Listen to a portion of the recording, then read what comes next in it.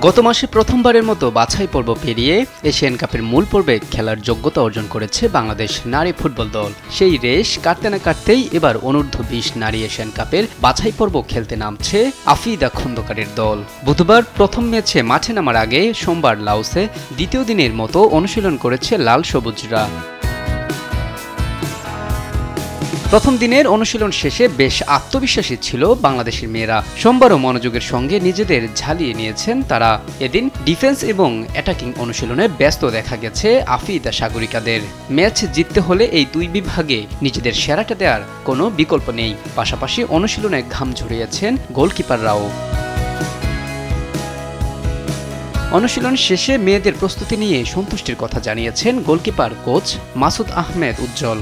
আসরে নিজেদের পরিকল্পনার কথাও তুলে ধরেন তিনি। প্রথম ম্যাচকে গুরুত্বপূর্ণ ধরে ম্যাচ বাই ম্যাচ এগোনোর কথা জানান উজ্জ্বল। আজকে দ্বিতীয় দিনের মতো আমাদের সেশন অনুষ্ঠিত হয়েছে এবং আমাদের আজকে টার্গেট ছিল আসলে ডিফেন্ডিং এবং অ্যাটাকিং অ্যাপ্রোচটা নিয়ে আমরা ম্যাচ বাই ম্যাচ টার্গেট করছি। ওই হিসেবে প্রথম ম্যাচটা তো খুবই গুরুত্বপূর্ণ। প্রথম ম্যাচ আমরা ভালোভাবে জয় নিয়ে মাঠ ছাড়তে চাচ্ছি, যেটা আসলে আমাদেরকে পরবর্তী রাউন্ডে যেতে সাহায্য করবে।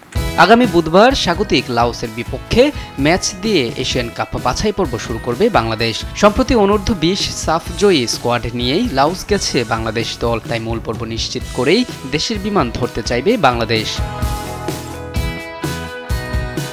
মোহাম্মদ আলাউদ্দিন, স্পোর্টস ডেস্ক, দেশ টিভি।